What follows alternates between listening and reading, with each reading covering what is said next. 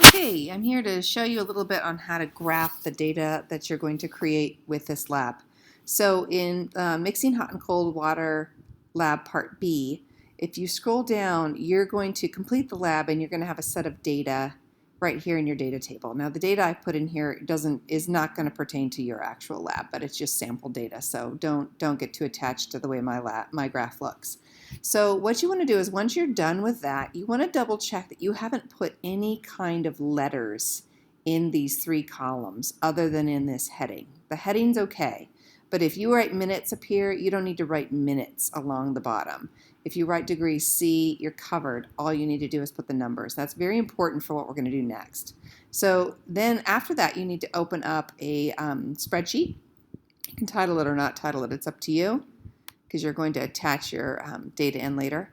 So then you're going to go ahead and just highlight all of your data, copy it, pop back over here, and in the A1 column, go ahead and hit paste, okay? And you might end up with like an empty column there. It's not a big deal.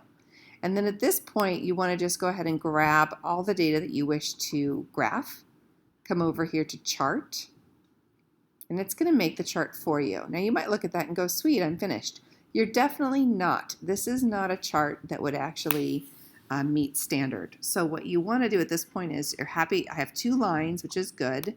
I'm looking for you to have two separate lines. One is going to be the temperature, represent the temperature of the hot water. One is representing the temperature of the cold. Now again, the shape of my lines are going to be really different than yours because I made up my data.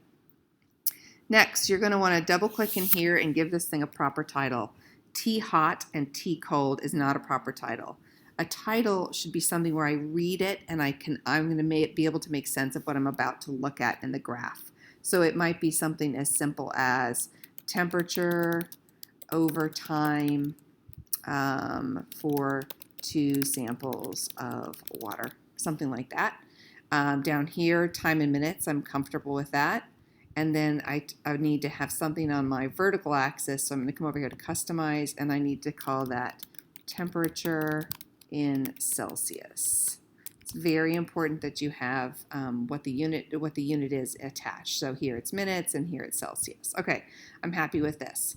Then this is a nitpicky thing, but it's something I want you to pay attention to. It really bugs me that the temperature of the hot is being represented by the color blue.